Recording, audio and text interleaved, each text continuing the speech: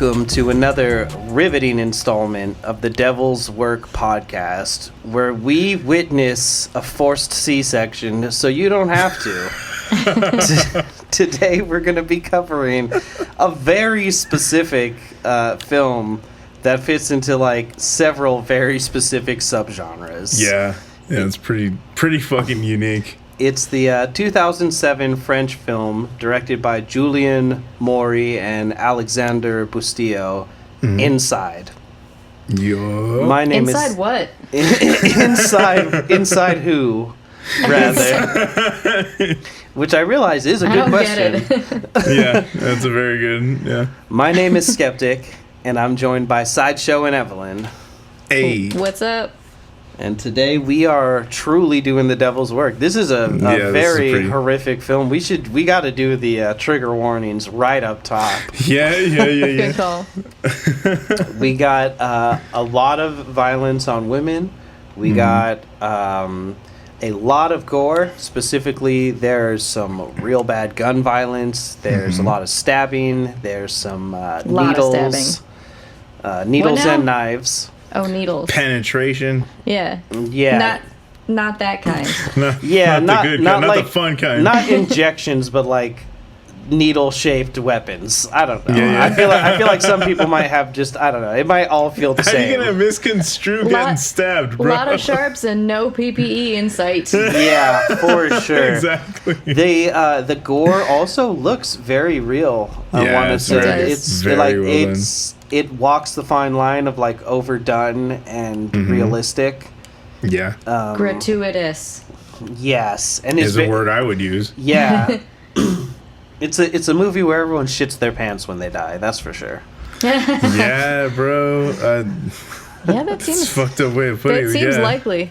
Yeah, exactly. And you know what? Home invasion is probably another trigger because I'm sure for some. That's fair. Yeah, this is very much a home invasion film. That's what we were saying. It's a home invasion slasher film. Truly, it fits into so many categories. It's so cool.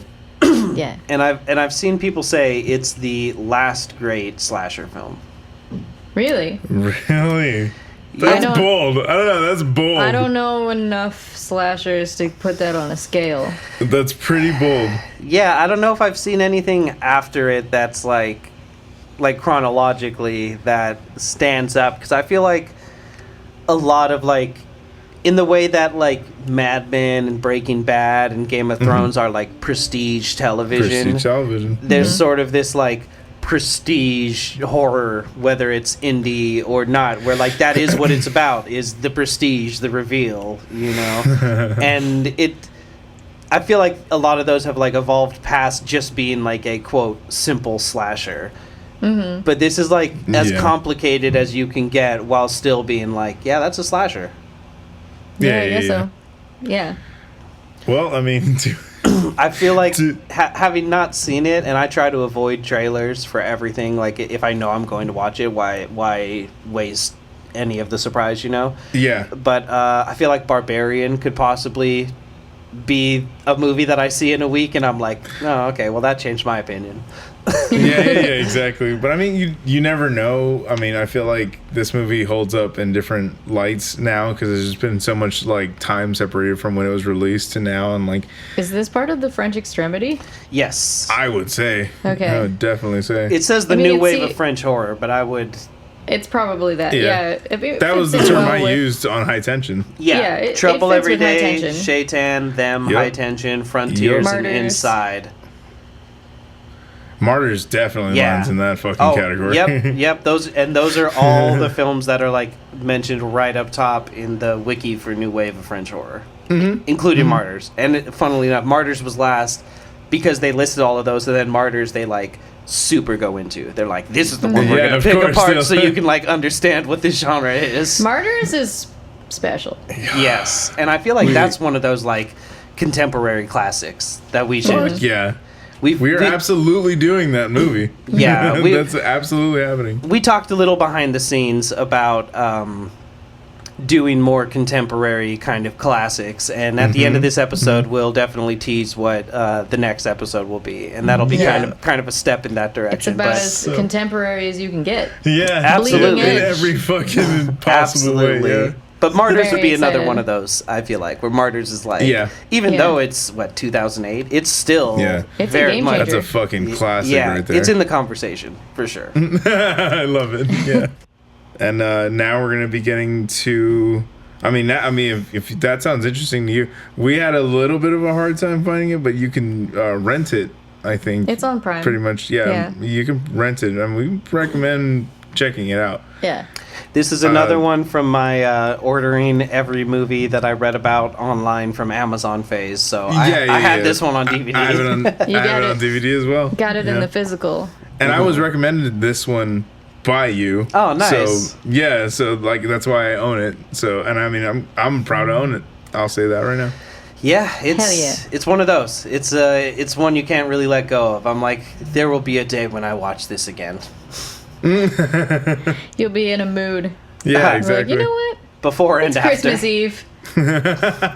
Yeah, Die Hard and this. Christmas Eve. Now that's a pairing. It totally is a Christmas movie. Dude, once that was stated, I immediately forgot it was Christmas Eve because there is not a sign No. of any kind Yeah, no. other it's- than maybe restaurants are closed for the night. I don't know. Like, there's nothing Christmas about it, but that's okay. And I kind of like that because it's like, why would she have her house decorated? And then we also have the other character who comes late in the movie, who I would assume is Muslim, who's like, I don't Oh celebrate yeah, I don't Christmas. celebrate Christmas. I Yeah. don't fuck with that shit. Yeah. Oh man, well yeah, if this sounds good to you, you guys go ahead and check this out. If you want to come back and listen to the rest of this, we're gonna start breaking her down, beat by beat, In little bite-sized pieces. in little chunks. Delicious. Hit them with it. Yeah, so the short version is that a woman who has lost her husband in a car crash is now pretty much exactly 9 months pregnant, and she is told that on Christmas Day they will induce, and she goes home to spend Christmas Eve by herself when she is accosted by a strange woman who seeks to steal the child inside of her. It's We've all been there. I mean, yeah, you know, It's Christmas Eve. All the shops are closed. who among us? There's this lady outside. It's a- Beatrice Dalle is outside your house again. Yeah, exactly. Just watching from the shadows. There was so much that I never noticed before this watch of this movie. And I was saying this before, like, my critical brain is just so sharp now from doing this, I feel like, and from just trying to learn to write and figure out how writing works and all these things, you know? Yeah. But yeah, I often wondered, is this a bad movie to like? Because it kind of is just violence against women, the movie. Well, The it's movie. woman on woman violence, you know. So That's- I don't know. That's true. There are women written by men, but who gives a shit? Yeah. It did seem like on behind the scenes though, a lot like at least the leads, everyone was like singing their praise. Like the guys, they were like really, we trusted them, and like I think one of the leads, she even said, she's like, I only took this project because they were a part of it, and like we vibed essentially, That's cool. and then yeah, that's the reason why she took. And she's like I said, she's like a leading lady in France. Like she is one of the ones main- the one committee. I forget her The name. The antagonist. antagonist. Beatrice Dalle. Beatrice Dalle. Yeah. So she was definitely like at like A-list celebrity over there. And then even then they were like, she was known for not taking scripts like at all. She won't even read them. But like she took on this role before even reading the script because we met with her and everything. Nice. Yeah. And then our main character, Alison Paradis, is the sister of Vanessa Paradis, who's like a music star. Yeah. And was crazy. also married to Johnny Depp, which is an asterisk. Yeah. That's Footnote. wild. I didn't realize that. Yeah. No, I just learned that right now too. Wild. So Yeah. so at the Insane. time, Dalle was 42. She's 57 now, and Wow. it kind of makes the like cracks and like assumptions about her age by characters throughout the movie seem sort of even sillier.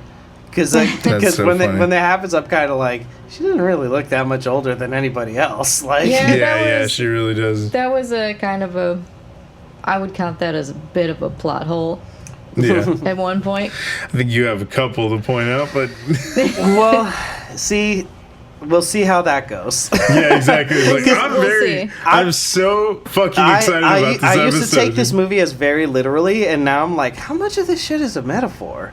Like, Yeah. like it's wild. But let's get into it now. If Fuck yeah, let's do you've this. not seen it, go see it. If you're at work and need to get through the day, baby, we got you for the next 2 hours or so. Yeah. Hell yeah, let's do this. So we open with not only the car crash, but the view of the inside of the womb. Yeah, put As POV, this- you're a baby in a car crash. That's hilarious. New TikTok trend. Exactly. I thought that was pretty clever. Yeah. Yeah.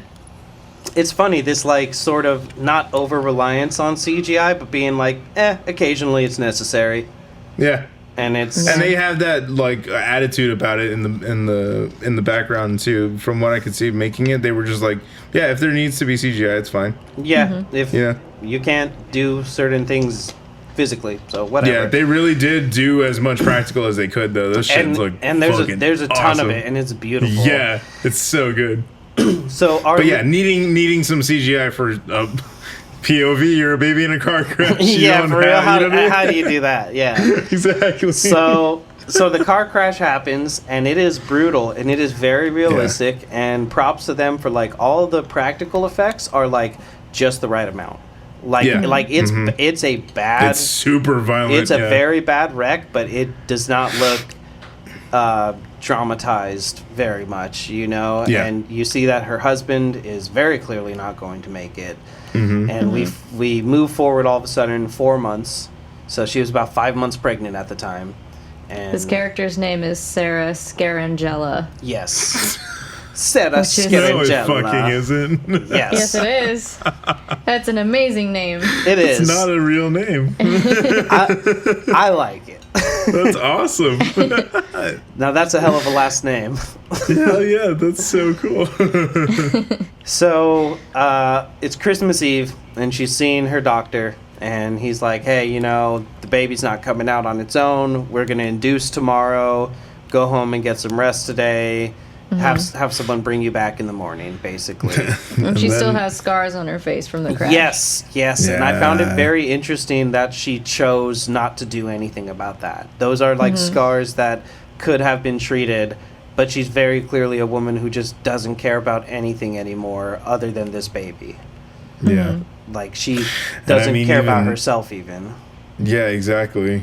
You get that sense of like immediately that she's just jaded by fucking everything. Like there's no emotion. How do you like several times in this movie I'm just like, God, this woman's like drive to live, all you can think is like it's just motherly instinct. That's all it is. It's like I just have to Yeah. keep walking because this baby needs to be born. She's you just know? coasting. Yeah, exactly. She just flipped the autopilot switch on. Yeah, It's she's like, just there. ugh. And that shows in how she interacts with everyone Yeah. in her sphere, Mm-hmm. her Yeah. social sphere.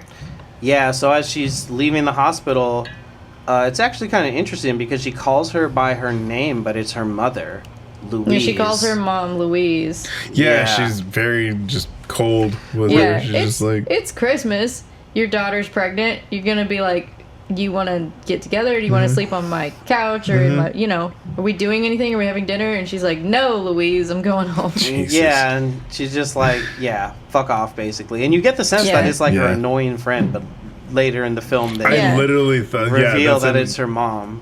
Yeah, I only knew it was the mom right away because in the behind the scenes they were like, we didn't want to like kill off we wanted to kill off the mom in like a really gross and grotesque way. I was like, because they're like, she was the sweetest person. Yeah. I was like, oh, that's funny and fucked up. You yeah. gotta do that punishment stuff. Yeah. Oh, P.S. at the hospital when she's sitting next to it. Oh, yeah, That's right. You're so totally. right. This is so important. Yeah. There's a nurse who comes and bothers her, and is smoking next to her. And one of the other nurses is like, you can't smoke in here, Roberta. You've been here for like 29 years every day with the cigarettes. Yeah. You 42-year-old woman. Yeah. Been working here for 29 years. The nurse is like, man, everyone here is bullshit. She says to Sarah, like, confiding in her, and Sarah's just like, you twat. Yeah. Yeah. She's like, you fucking twat. And the nurse... And she teases her, too, by saying, like, well, in, like, not teasing her, but what, her broken down mind, like, sort of perceives as such. She's like, I've had 4, the first one's the worst, and blah, blah, blah. Just oversharing, truly. Yeah, and like some shit you don't want to hear before you have your Lady, first baby. I don't need your life story. Yeah. Yeah. But yeah, who is the nurse? The nurse is Dominique Fraught, who is in Titan. Yeah. She is when they go on their emergency EMT to save a guy who has OD'd, and his mom, she plays the mom. Yeah, his mom is that woman, that actress. I instantly recognized her too. It was like the Leo. Yeah, there, that's her. I mean, she has such a unique face. But we I think we all got excited about how small France is. Wow. Yeah, absolutely. I'm like the most like face blind person in the world because I've seen this movie so many times. And I have always thought that it was the nurse that is accosting her. I thought that I thought it was going to be the nurse. I've always thought it was the nurse. Because you only see her for a second at the beginning, and then you see her more later. So I've just always. When you go to rent the movie on Prime, there's a banner photo at the top, and it's her sitting next to the nurse. So I was like, okay, so it's going to be her versus the nurse that she met earlier. That's what they put for the... What the fuck? That doesn't make any sense.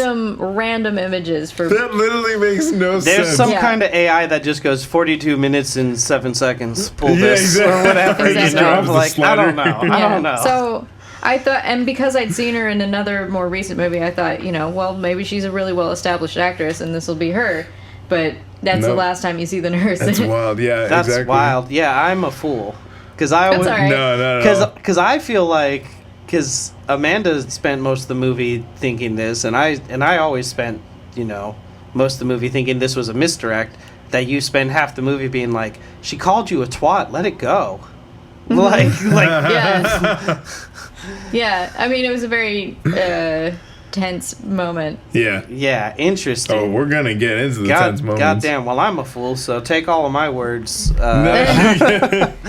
Grains of salt. Exactly. And all that. So she sees the nurse, there's this tense moment, and she's smoking. And I think that's another thing, too, because smoking connects the two characters very much. Yeah, there's a lot of smoking in this movie. So it's friends. Yeah. Truly. So she goes to a park after telling her mother she doesn't care about Christmas or her. And she's sitting in the park and she pulls out her camera and there's just like a couple playing with their baby. They're like toddler, young child. I don't know kids' ages. And she's like taking a couple pictures in just like an innocent way of just like, oh, this is so beautiful and whatever. Like some part of her... this artist that she always was. She's a journalist, but there's still an art to photography, even if it's for journalism. And I put that, I was like, so like as a photographer myself, like, I don't know, there was like, it feels like watching her kind of do this, it felt like she was almost trying to distance herself from that situation. That's interesting. Like, yeah, that's sort of what I like. That's what I read. Like, it's almost like you have to put a camera in front of you to put some space in between what you're feeling and what you're seeing. Because when you look at it through the camera lens, you're no longer absorbing the moment. You're just you're doing the composition. Yeah. You're focused on something. Exactly. So like that's why I felt like that was sort of her way of kind of like trying to get out of her head for a second. Damn, that's beautiful. That's fantastic. And I think it's 100% correct. So she's taking these pictures, and I think I have kind of a read on this character that I thought was interesting. So Jean-Pierre, who is her boss, like the editor at this paper, he comes up and he sits down next to her for a second, and he's on the phone, and then he gets up realizing the phone call is like more stressful than he thought. and he walks but past he's like her. walking in her shot. And Yeah, shit, yeah, exactly. And she's. It seems like he's a stranger. Yeah, it seems It seems so strange at first. Yeah, then he ends the call and sits back down, and then he just starts heaping praise on her, and he's just like, you are far and away the best journalist that I got. Like, there's all these riots happening, and I wish I had you out there covering them. And she's like, who cares? It's just kids blowing off steam and having fun, whatever. Which is so dismissive when you find out that they're like race-related immigrant riots. Yeah. Because France has always had a very poor relationship with race, and especially with immigration, and especially with people from whether you want to categorize it as Middle Eastern or Muslim countries, because I don't think to people that have those issues, I don't think they're really splitting hairs there. Yeah, exactly. Yeah. You know what I mean? That's fair. But I don't take that as her being racist. I take it just as her being like, I just don't care about anything. What does it matter? Yeah, exactly. Yeah, she's just flipping about everything. And he's like, hey, I get the sense that he has a lot of respect for her, and she returns that respect by him being the person she gives her house keys to and says, come get me in the morning. And even though he's like pacing in front of her, I feel like he's just so stressed out that it's absent-mindedness, and then he sits down and he gives her so much respect that it's like, oh, he wasn't disrespecting her. This guy just has so much on his mind all the time, but he still cares so much about her that he's like, I will pick you up on Christmas morning and take you to the hospital. Yeah. He's just so stressed out. He might accidentally infringe on her without meaning it to be disrespectful. That's funny because I just put fuck this guy immediately in my notes. That's so funny. Yeah, it was just as confusing as you're not realizing that she was talking to her mom. This guy... Yeah, it's very vague. She's alone in the park, and this guy comes up and sits with her on the only bench for miles, and then takes a phone call and walks in front of her, and then when he's done with the phone call, he's just like, and then starts talking, and you're like, is this a stranger just bothering her? And then you what get is your it. deal? So there's like this ongoing pattern of like playing catch up, trying to figure out who these people are. Yeah. To her, everyone is a stranger at this point. She has estranged herself from everyone, and like by having, maternity leave, which is a great thing and should be longer in most places, especially here. But by having that, she has this opportunity to, as we've said before, do what depressed people do, which is dig the hole deeper and lay in it. Yeah. She doesn't want to get up. She doesn't want things to get better. She just wants to have this baby, and then she'll figure out what the next goal is. But like, she doesn't care about herself anymore. Yeah. As evidenced by, as Evelyn pointed out, the scars on her face, which she could have easily treated, and they could be, they don't look very bad. Which gives they could have been healed up. Yeah, it gives the sense that like just some Neosporin could have helped. But she didn't even. Very crucial time. She didn't even care that much. You know, it's like, what do I care? My husband is dead. I don't care about looking pretty for anyone anymore. Yeah, exactly. Like I loved him. What am I supposed to do now that I have this baby still? But so she goes home after giving him the keys. And she's just like hanging out with her cat, her little Void, her little Yusuke, which I loved at this point in the film.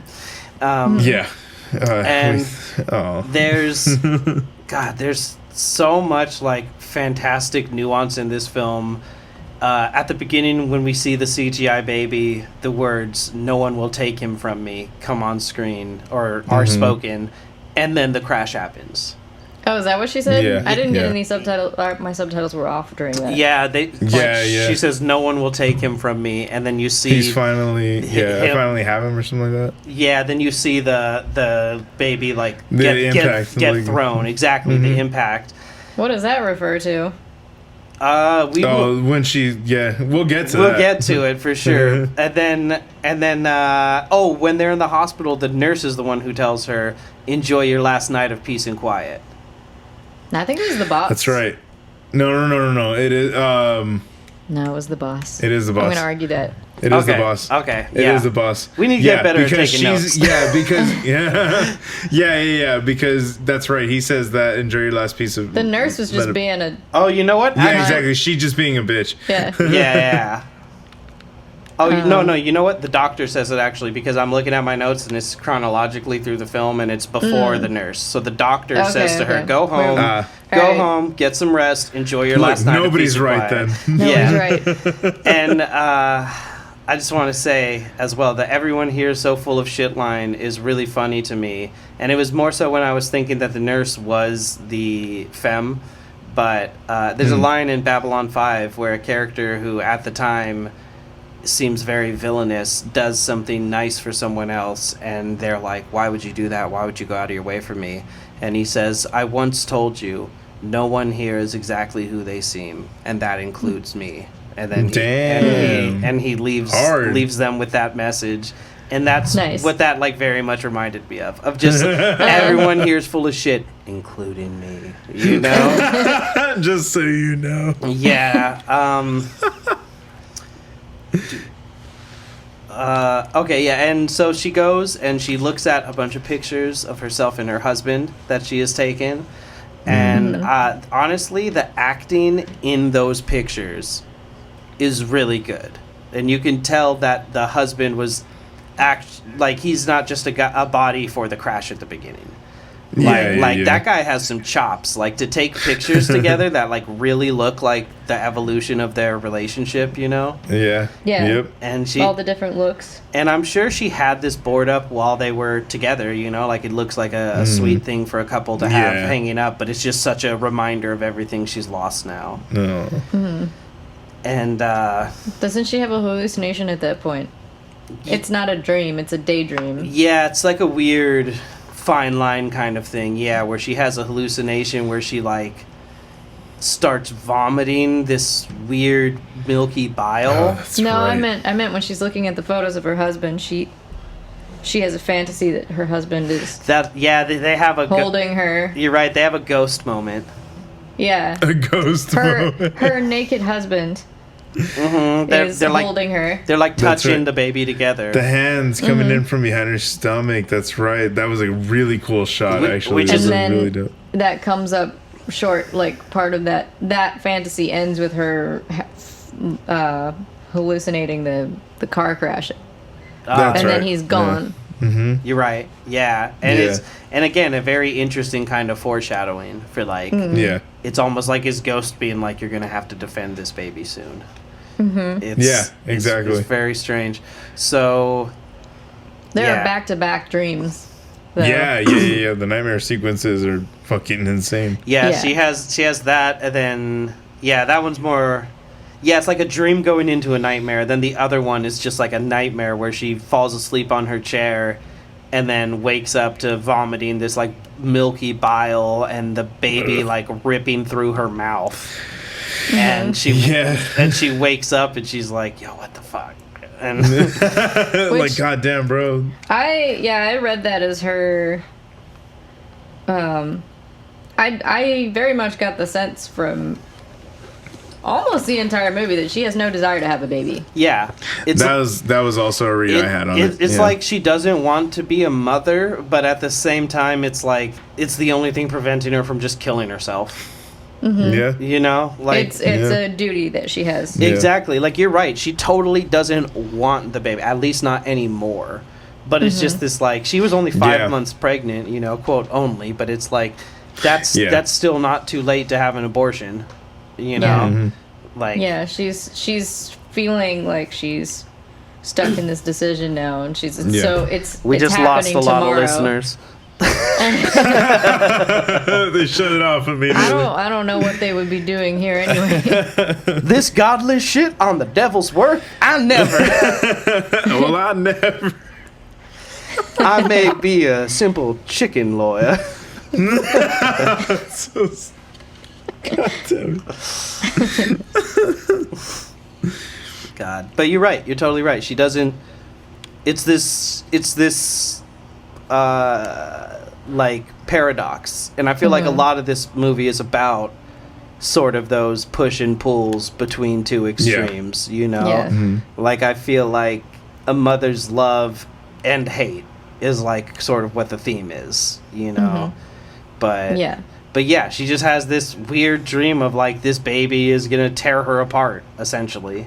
And I believe that's when she wakes up and she's, like, reeling from her dream and she hears the knocking at the door.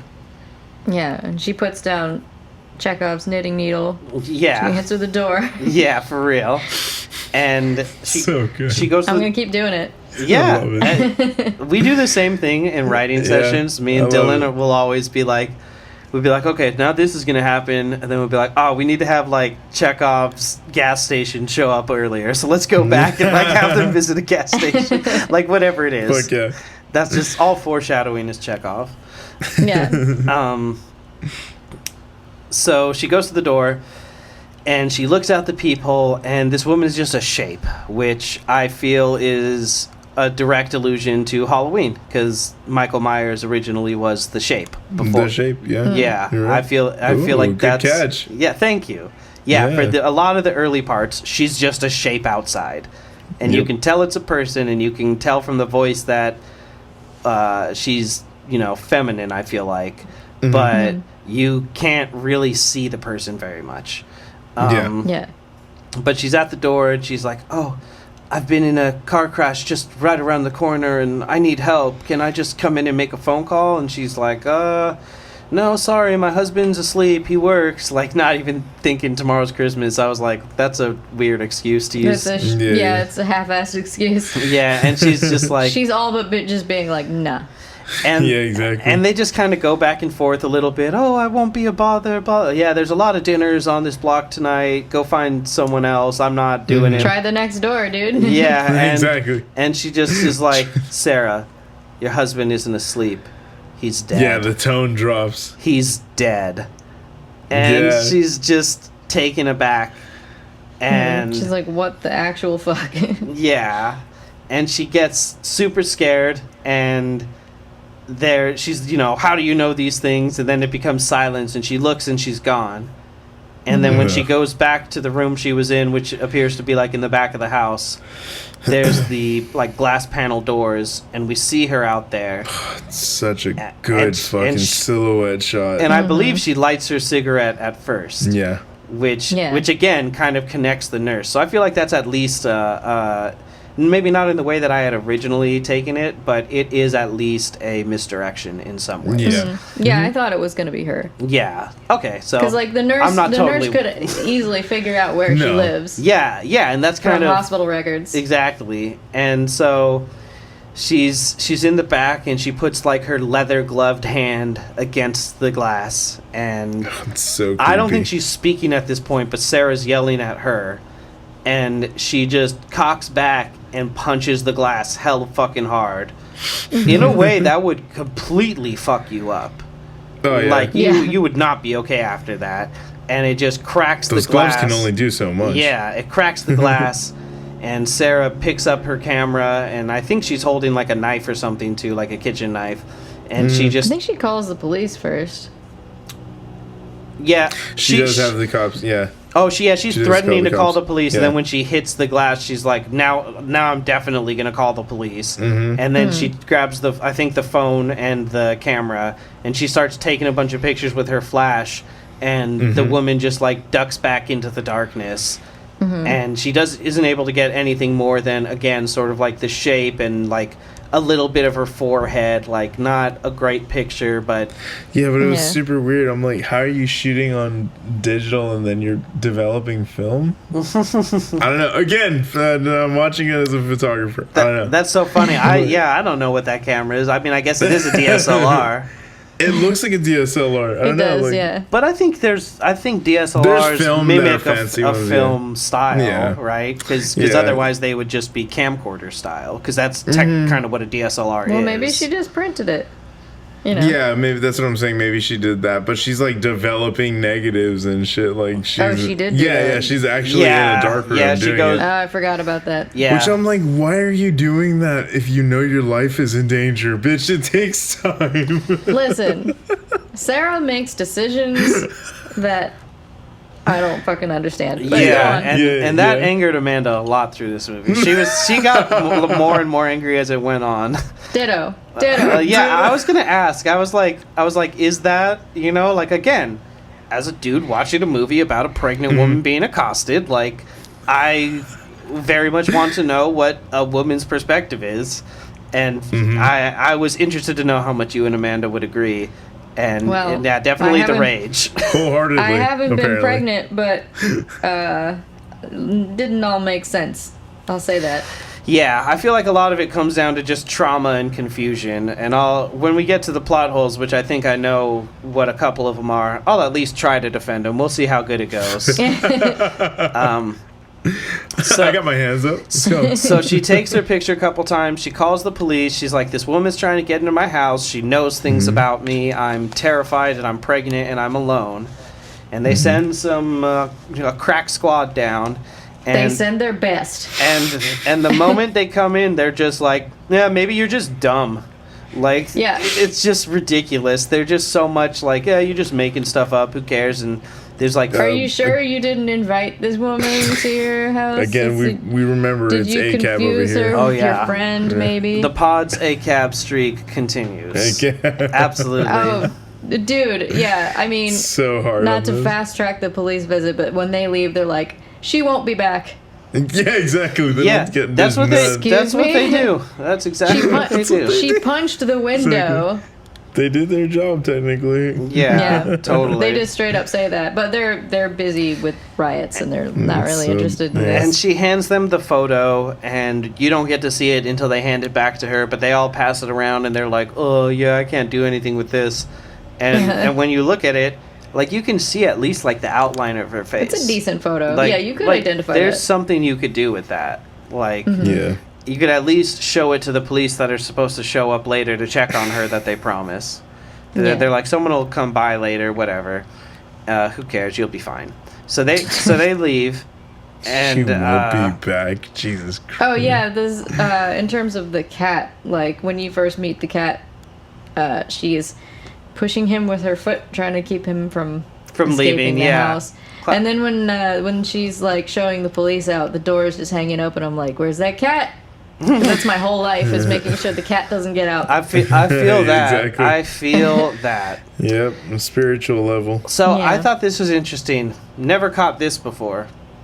Her house number as the police are leaving. Can y'all guess what it is? 69? 666. Hey. Is it really? It is. Are you fucking kidding me? 100%. You can see it, and the first 6 is like slightly covered up by vines. That's hilarious. So that's hilarious. Oh, and when they're like, she's like, she knew my name, and they're like, it's on the letterhead outside. And she's like, she knew a lot of things about me. And they don't even like bother to ask. And it's a woman officer who is leading them, who is the most dismissive of her.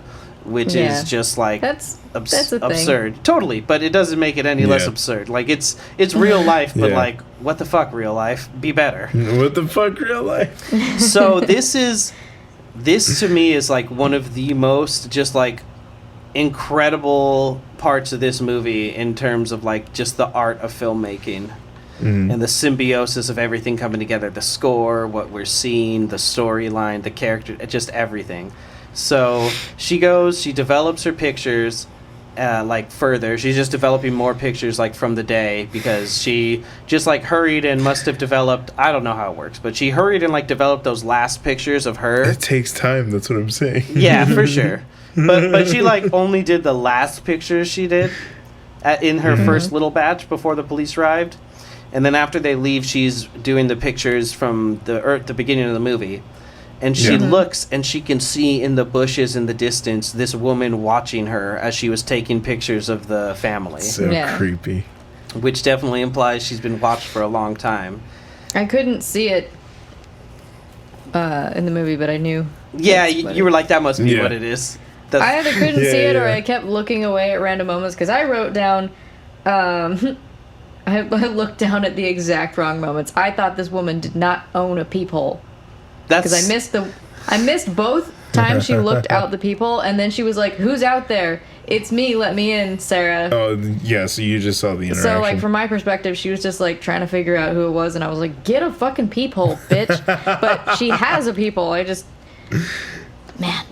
Anyway, sorry. It happens. It happens. Hey, I don't usually take my eyes off the screen. I thought two characters were one, so I'm living down shame.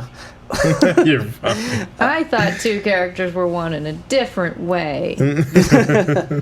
But we'll get into that. That's interesting. Well, I'm glad I'm not alone here. It's a confusing movie.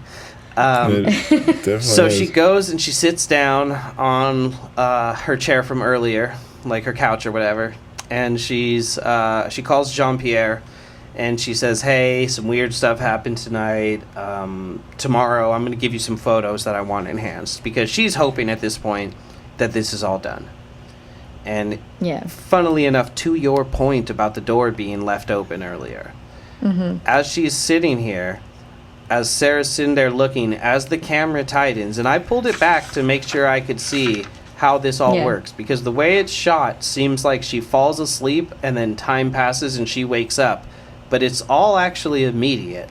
So she's sitting there, and as she's sitting there, you can see from the darkness this woman start to creep forward, but the way that it's shot, it's just her dress and like the shape of her arm against the darkness of the kitchen or the room. She has this long black dress, so she's blending in with the black doorway. Such a great costume choice. It's very subtle. Such a good costume choice. But it's like the camera's really tight as this is happening, so you don't like notice her motion or notice that she's there. And then the cat crawls around her and lets out a little meow, but then circles back around her protectively, which I didn't realize till I was like really analyzing this cat's behavior. And she falls asleep momentarily, and as she falls asleep, the woman starts to creep a little bit closer, and then the cat gives out like almost the exact meow that Yusuke does when she's like concerned and wants me to pay attention to something. And it wakes her owner up, and as she wakes up and like starts to move, the camera starts to pull back, and that's when you first notice the woman there. And you can finally see her face. And she pulls back super slowly, like being carted away on something. Yeah, it's like she's being slid back on wheels, maybe. But it's so slow. And she just dissolves into the darkness before Sarah has any idea. But I just had to bring it back to see, because I was like, I don't know if any time really passed. And I want to see when she first enters the shot. But she's there the entire time. It's brilliant. It's crazy. It is my favorite part of the movie. It's so brilliant. And her little cat trying to save her. For sure. Her cat saved her life. That could have been the end of the movie right there. Yeah. Yeah. Like, this shit gets so brutal right now. Oh my god. Yeah. This was when I first saw it. I was like, I was expecting violence for sure. I just wasn't expecting it to be borderline body horror. Yeah. Well, hey, we're getting there. So she wakes up. And she's like, "Oh, I fell asleep on the couch. I need to go to bed. I'm having a baby tomorrow." So she goes upstairs, gets ready for bed, lays down. Big day. All of a sudden, the movie shifts, and we begin following the antagonist as she, like, creeps into the room where Sarah's asleep, and she sees that she's asleep. And then she just starts going through her house. She goes into her bathroom, and she's looking around, and she's like, "Oh, there's some scissors and some disinfectant." She's not even trying to be quiet, though. The biggest scissors in the world. Yeah, right? And she's like, "Oh, these will come in handy."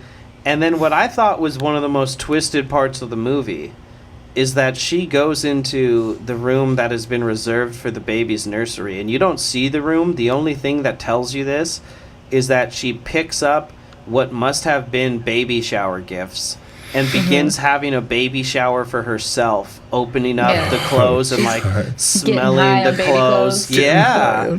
It's she's like an animal kind of just sniffing around. It really feels like that's what she's doing, is just throwing a baby shower for herself, because she's like, I'm about to have this baby and I'm gonna I should just take all these things because I'm gonna need them. And she is dressed as a Halloween witch. Yeah. I kind of got that vibe, but then I also kind of got like, I don't know how to phrase it exactly what I'm thinking of, but she's kind of dressed... She has a leather corset, right? Yeah. She's kind of dressed like a evil and medieval, like, caretaker of children. Like, she seems like some sort of, like, nursemaid, for lack of, like, a better term. Like, it's you get that vibe out of how she's dressed, as she's like, I am the nursemaid of the night to take your child with me. You know what I mean? Like, it's this... Well, if we're doing this in order, in terms of me explaining my feelings, this is like the first thing that I was just like, no. She's standing up, everybody. The way she's dressed, long black hair, a long black dress that could be from I don't know what the hell time. Yeah. It's just not what you wear for your home invasion project. I don't know. She looks cool, but it does not make any sense. She's clearly bonkers, the cat. Yeah. Yeah, I was gonna say. I wrote down something about, like, every crazy bitch has her torture outfit. Because, like, the audition, you know. Yeah, and it's very contemporary to that. And it's maybe it's almost like a callback to that, because it's very similar, but might be. But hers is more colorful. She has the white, and I believe she has some, like, red ribbons, like or red string on her outfit in audition. Yeah. But yeah, it's very much in line with that. Like, absolutely. Right. Murder she. Murder she. But yeah, just this gross, like, this movie is so much about the tension, you know, and like just watching her walk around her house while Sarah's asleep, and it just evokes that, you know, the classic terror of the home invasion, of just like what happens those 8 hours while you're asleep. It wasn't as tense as when those fucking scissors were introduced. It was not. I was like clenching. Yeah, so she brings the scissors into the bedroom, and she dips them in the disinfectant, and she lifts the blanket, or pulls down the blanket, and lifts Sarah's shirt or nightgown or whatever she's wearing, and shows her pregnant belly. And she just wipes it off. Yeah, that ought to do it. Just starts doing that real gross, slow drag of the blade. And then just when she puts the scissors in, like the tip of the scissors in her belly button, like she's popping a balloon, and the blood just starts trickling out. It's so hard to watch. It is. And Sarah immediately wakes up, and this woman is like, didn't plan on this.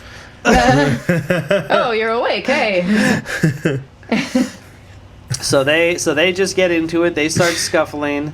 Sarah smashes her in the head with she gets stabbed a couple times and slashed across the face, across the mouth, mostly, and gets, I think, stabbed a couple times as well in her like stomach sort of area. Like she takes a couple wounds in her belly, and then hits her with the lamp, buys herself some time, and makes it into the bathroom down the hall and locks the door.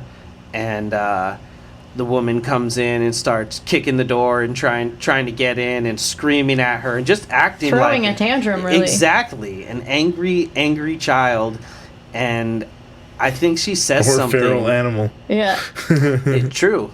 I think she says something about the fact that she wants the child at this point. I think she does say, like, even...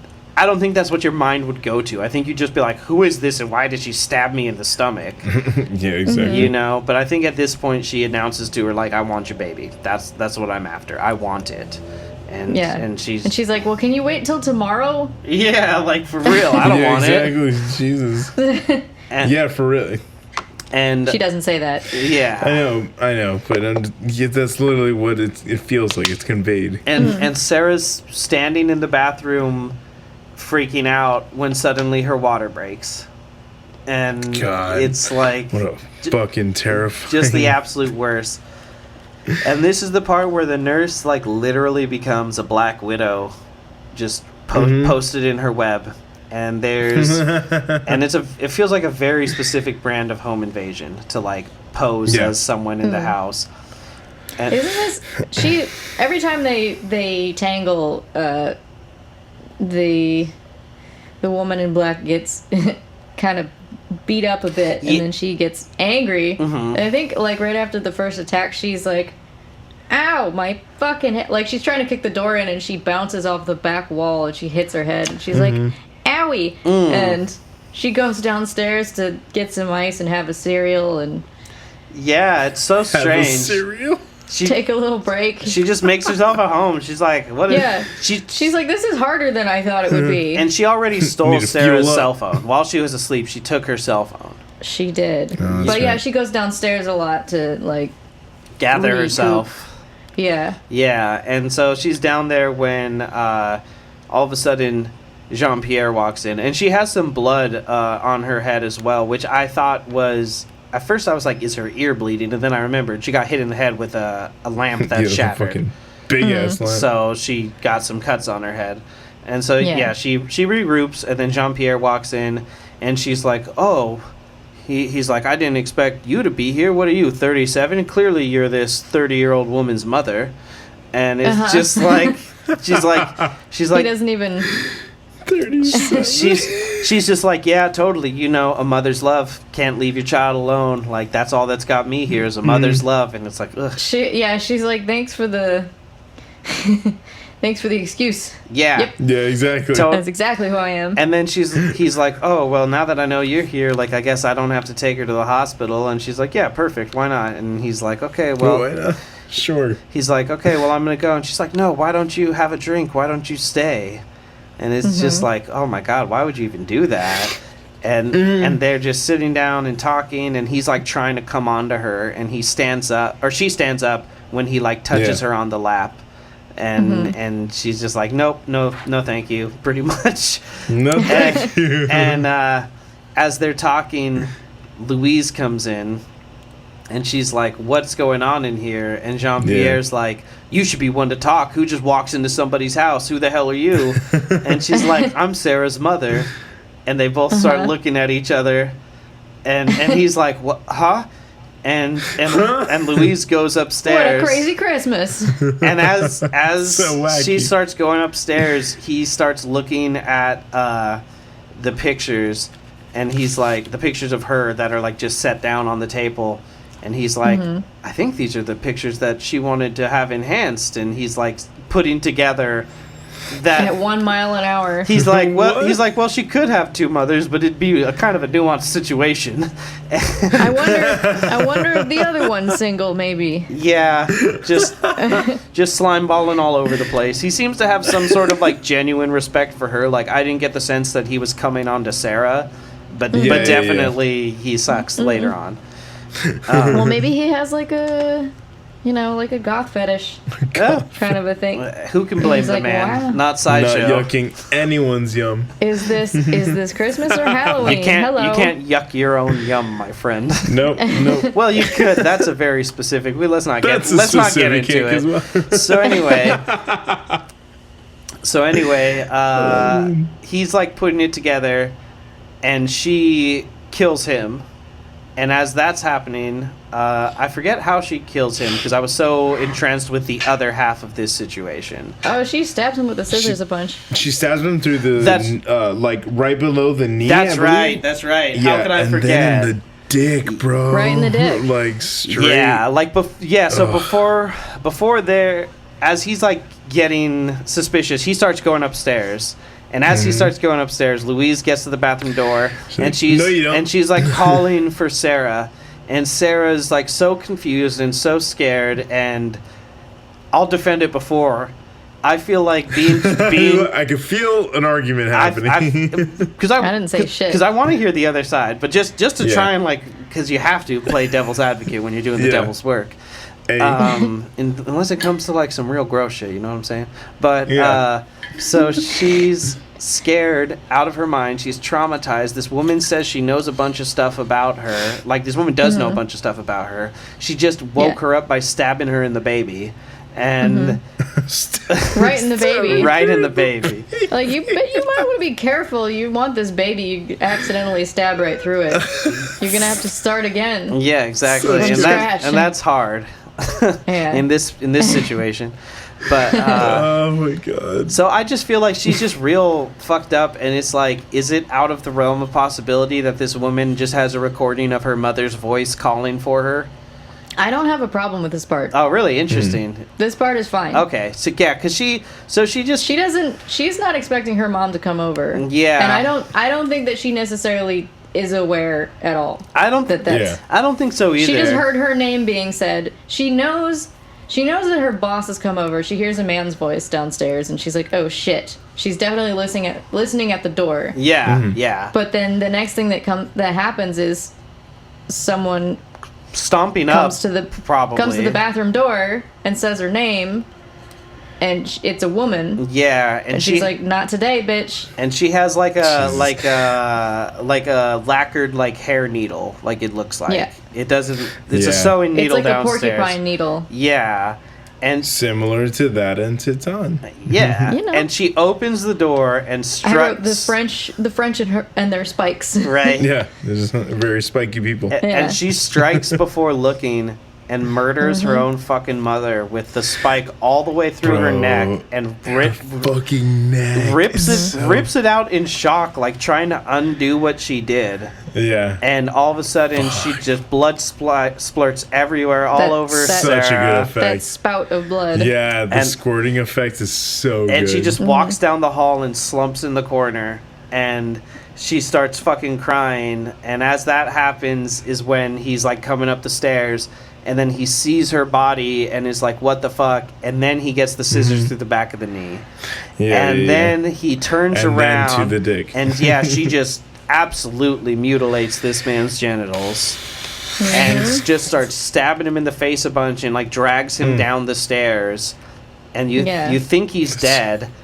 And then he has his like last throws, and she throws a pillow over his head and just stabs into it one final time. Do people do that to deal with the fact that they're murdering someone? The stabbing through the pillow is such a classic. It's weird, like again, like we say, Inglourious Bastards. Exactly, they do that like shit. the distancing sort of action or to like do that. You know what I mean? The double advantage of stifling screaming or something. Yeah, that's definitely part of it. In certain cases, I would say in Inglourious Bastards is probably mostly to stifle the sound, but then in like certain other things, it's mostly to distance yourself. So I feel like it's like could be a little A, a little B, but kind of depends. Because those guys didn't give a shit, but also not having seen the movie in a long, long time, you could be talking about something Shoshana does. So that, and it's a little. She's not a soldier. It's a little. She doesn't. She doesn't have the same relationship with death that those other people have. So exactly. Taking a little. She gets into it, obviously, but you know, she earns her stripes. Yeah, for sure. But you don't know whether it's similar to this. You don't know whether she's taken a man's life before this or not. But yeah, so she kills her own mother, and now she's got to fucking live with that. And her boss is dead. And the woman starts coming back up the stairs, and Sarah realizes she doesn't have the luxury of like lounging around here. And the nurse chases her into the bathroom, and she tries to close the door, and she reaches through and grabs Sarah by the hair. And she slams the needle through her forearm, like pretty much through the gap in whatever that bone is. Yeah, real far. Yeah, real bad, all the way through. She's like, I got some practice with this thing. And that's fucked up. I really love how the score on the stairs when she's killing Jean-Pierre, there's like a stabbing sound effect in the score. There's like I caught that too. I wrote that in my notes. It's extremely effective. Yeah, it's so good. And the way that Beatrice screams with the needle in her arm is like so primal. She pulls her arm away, and Sarah's able to close the door. She pulls it out with her teeth. Yeah, she just rips it out with her teeth after like breaking one side of it. Yeah. And it's so brutal. So Sarah's, safe for the moment. And they're on either side of the door being kind of exhausted. Yeah, and she just starts Beatrice just starts destroying the door, and we get what I sort of take as a Shining illusion, where it's just her eye, but she's looking through the door. And she's like, "Come on, just give me the baby," and she's just, Sarah's terrified for her life, and Sarah just decides all of a sudden to be more active, and she punches the window or the mirror, and breaks it, and takes a shard in her hand, which I think this is maybe where I started to be like, Babadook? Like, essentially, this is the beginning of being like, are they the same person? Is this, is this a woman fighting herself, really, really, really not wanting to be a mother, and so she's like coming undone mentally? Interesting. That's very interesting. I've never thought about that. Really good read on this it. woman is very mysterious and shadowy, and which would easily lend itself to her not being real. Yeah. And she still hasn't explained what exactly the fuck she's doing there. Like, she wants the baby, but like she hasn't explained who she is or why this is happening. Yep. Yeah. So I think calling back to like high tension though, that's exactly where your mind was at. Yeah. Like, and just like the punch of glass and the punch of glass, I was like, okay, well maybe, See, there's that filmmaker's mind. Yeah. It's like, it's possible. And like, to compare it to Babadook, obviously it comes way later. But to be like, maybe this is where this shit comes from. That's so interesting. Yeah. That's when it started to come up. That's good, because there's obviously so many connections between these characters by the end of it, but like that's really good. I like that a lot. This one makes way more sense to compare to Babadook than whoever on Facebook was comparing it to Babadook and Hereditary. Just saying. Yeah, I commented on that. I was like, "Excuse me, sir." I saw you. Excuse. Yeah. But yeah, this is way closer, I would say. But most people haven't seen this movie, so. Yeah. So what I wrote here is like, a mother's love is so strong that it survives murdering your own mother. Like, she's able to compartmentalize that for this moment, and there is more. She addresses it later, but right now she cannot address it. I have an issue with her not using a shard of glass effectively. Yeah, it's so bad. She doesn't wrap it in a towel. She's just cutting her own hand while she's. That's right. When she grips it, it's like bleeding too. Yeah. She's just. There is panic and common sense and all that, but like, she is safe for the moment, and she's in this room, and she doesn't like protect her hand. I don't understand that. Yeah. And she. This movie is made of blood. Yeah. And she just seems so like weak and tired through a lot of it, Yeah. Which like she got pretty messed up at the beginning of this, so it's like not ridiculous. She's losing a lot of blood as this goes on. And it's funny, in real life, one time I needed to get stitches in my foot, and when I was driving to the hospital, I was bleeding, and it wasn't a lot of blood, but my mind started to wander and shit, and I just remember remarking like, it's very interesting how little blood you need to lose to start like losing focus. Like, it's actually a very small amount of blood in the grand scheme of things. So when you're like really bleeding, you are. Isn't that neat? Passes. Yeah, out. you are looped out. You are not connected very much to what's going on. Yeah. So then after that happens, and they have that sort of shining moment, and she's sitting there clutching the glass, we show the police, and they have just picked up what appears to be, just like in their eyes, a random Muslim kid. And they're talking about Christmas, and we're going to go pick up all your buddies so you don't have to spend Christmas alone in the holding tank. And he's like, I don't care about Christmas. And they're like, oh, well, fuck you. Like, that's unthinkable. And it's just like, wow. It's Jesus' birthday, bro. You don't care about baby Jesus? Yeah. And there's 3 police, and they're all males, and their suspect is male.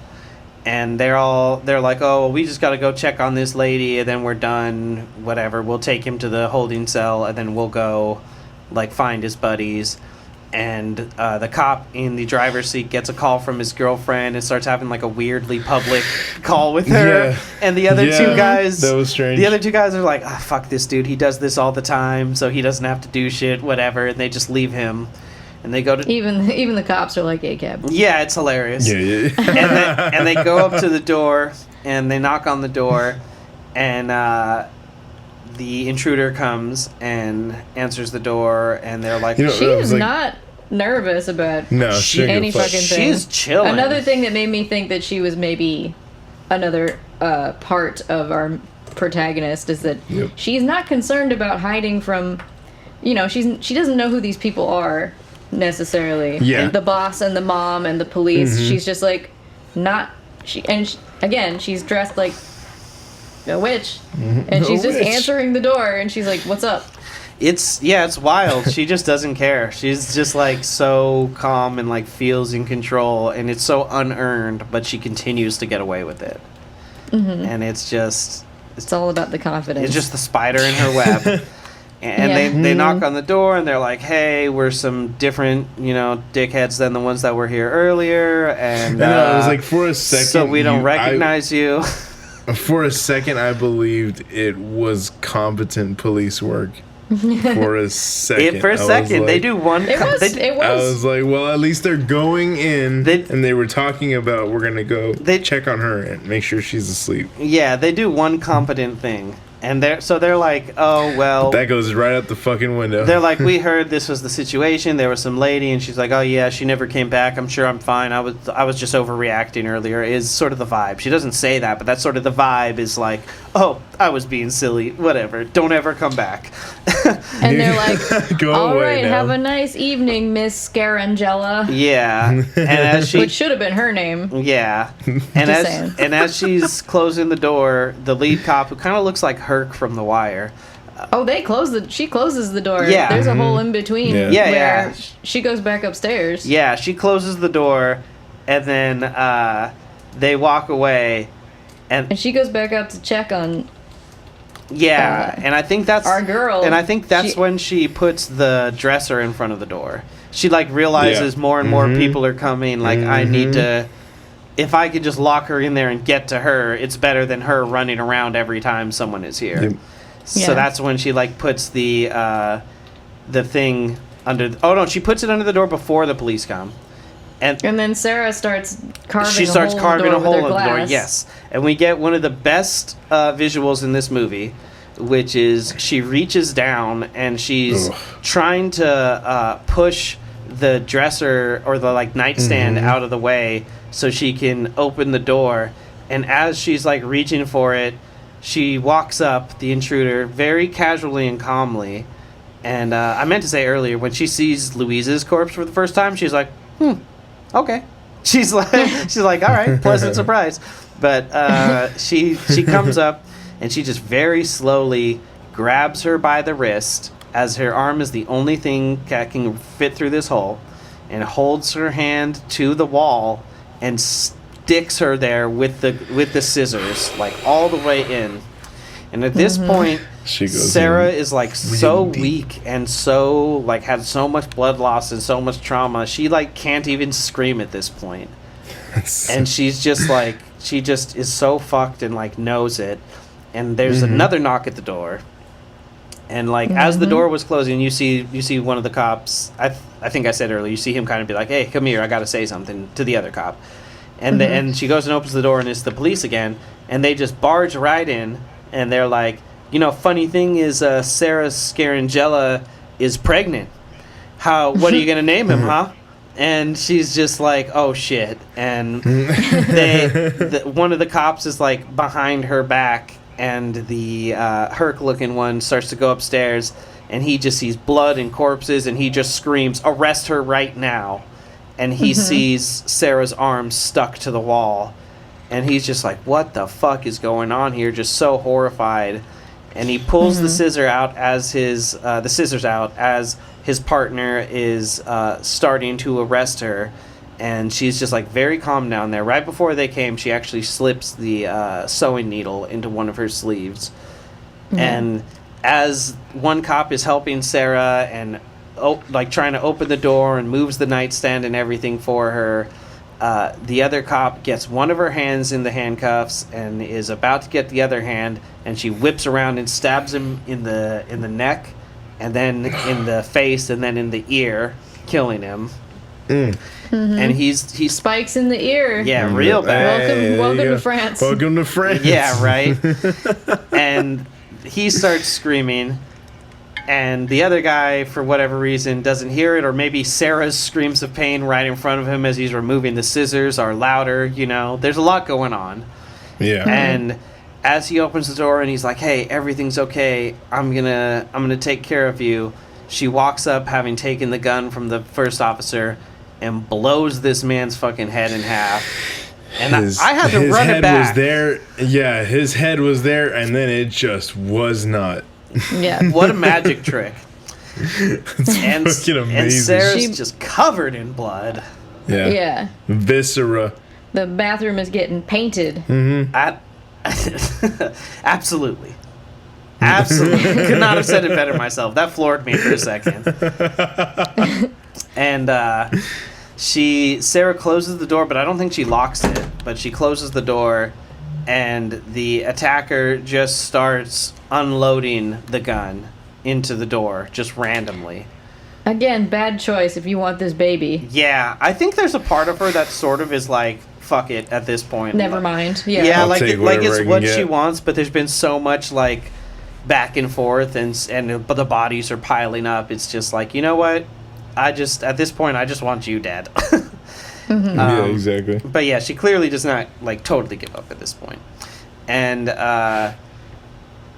so the cop outside hears all the gunshots, hangs up his phone call with his girlfriend, puts their suspect on a leash, a literal leash, and drags him into the place with him. And he brings what looks like a non-lethal sort of like riot weapon. Yeah.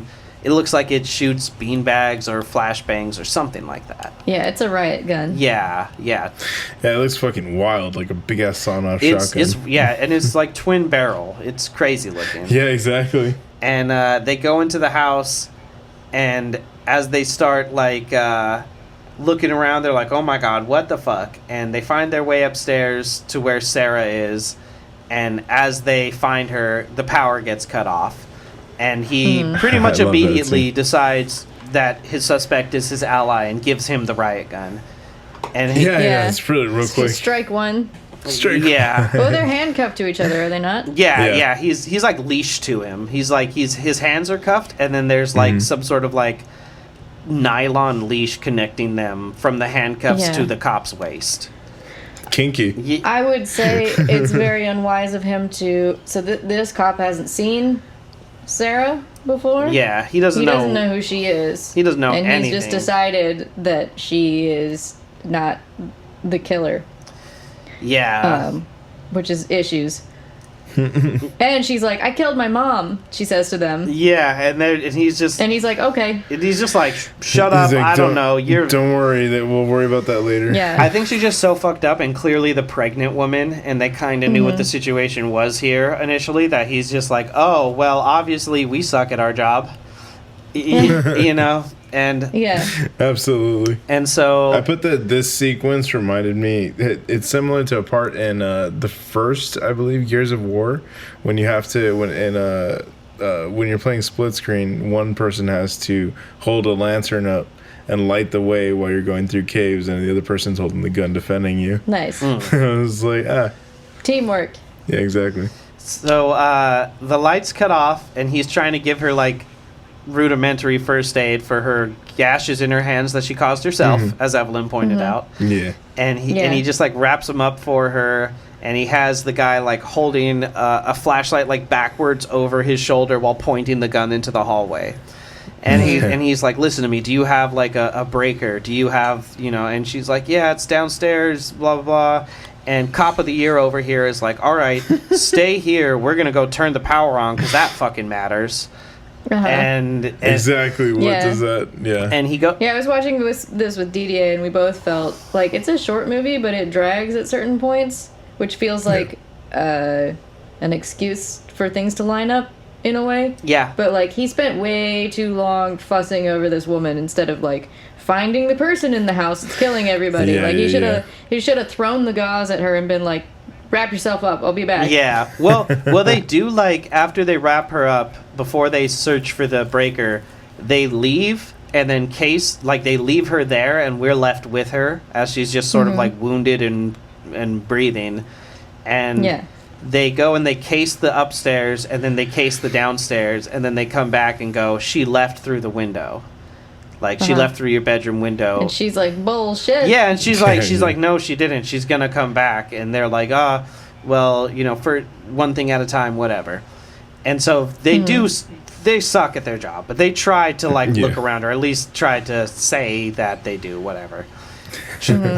But yeah, it really does come down to they should have just got her out of the house. Yeah.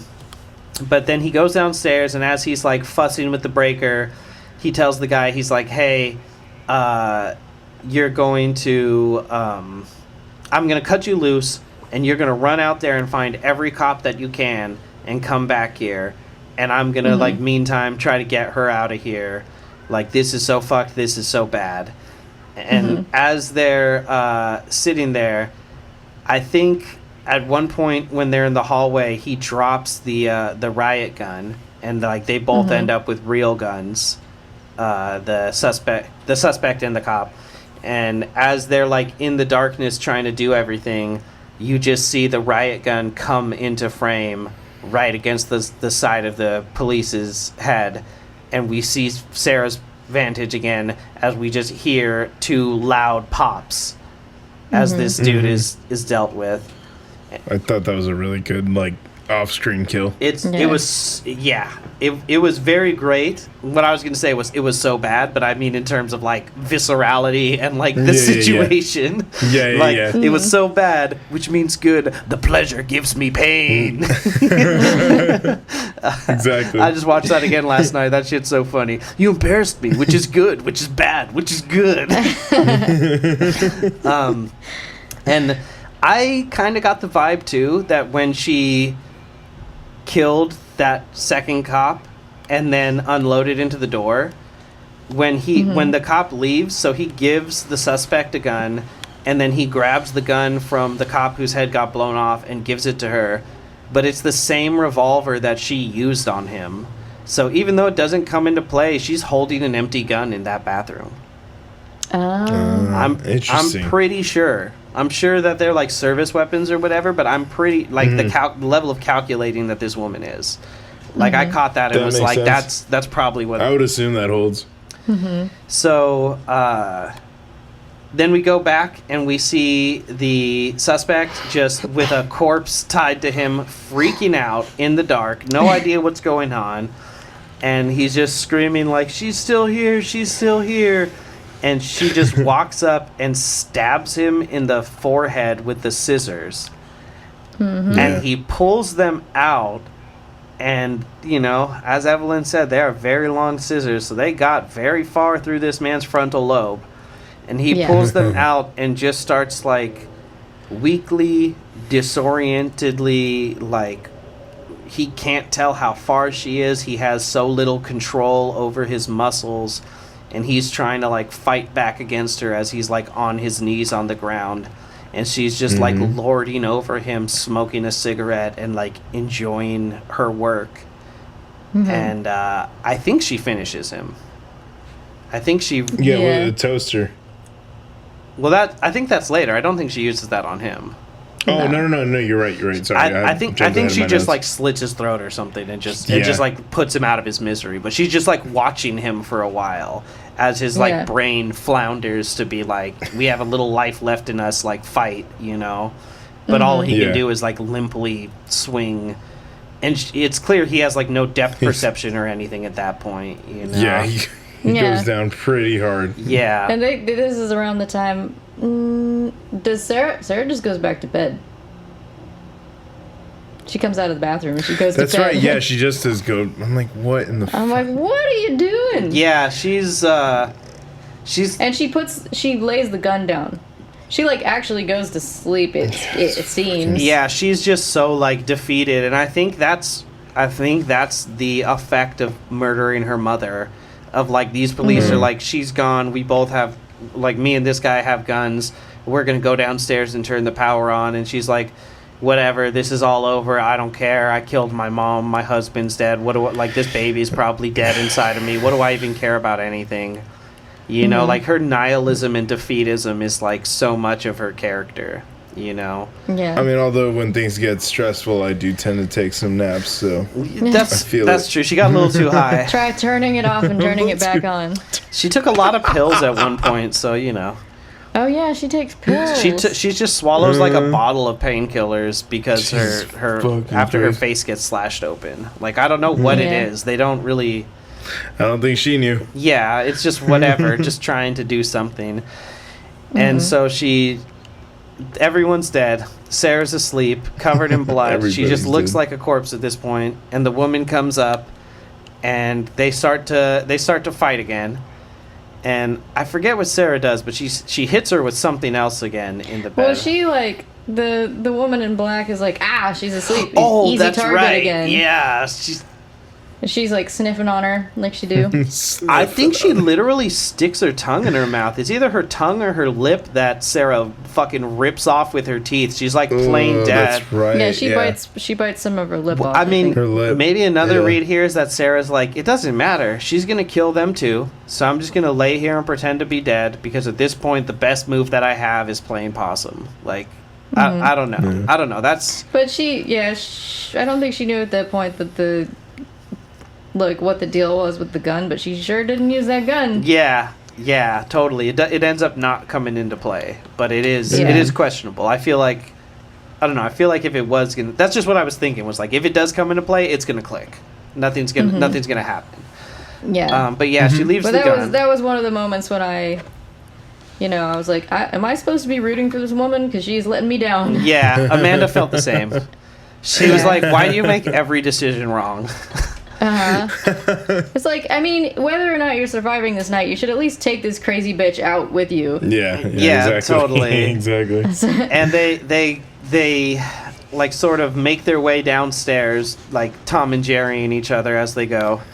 And they separate. Like the woman goes downstairs by herself to like recoup for the 4th time. She's like, "Ow! I need more cereal." Go back down to the kitchen. I need my Honey Nut Cheerios. Yeah, have another cigarette. And Sarah has, or as we call them in France, Les Sweetos. But like Sarah has at this point, and it seems to come. It's the right time, but the energy for it seems to come out of I don't know where the fuck. She has her Rambo moment. Like she's like, she's covered in blood. She's like, I'm gonna do it. Yeah. It's like I'm done with this. It's like and she comes downstairs to find her, and she ends up in the kitchen, and the intruder like staring her down from the doorway, and she's just like starting to like stride across towards her in like a very threatening way, and Sarah's holding a knife, I think at this point, like a kitchen knife, and you think she's gonna like she's pointing it at the woman, and she's sort of like cowering away a little bit as she moves forward. And then suddenly she points it towards the belly, and the woman gets it immediately. Like, what is this all for if you just kill your fucking baby that I'm trying to get? Yep. And they have... Was it a fireplace poker? It was like a little... I don't know exactly what it was. Some kind of sharp thing. Yeah. She was gonna stick it through her own belly. She had like, it's like a knife that she puts on an extension thing or whatever. Oh, she made a fucking spear. Yeah, she makes like a spear. Yeah. That's why I thought of it as a Rambo moment. Yeah. It was like this like...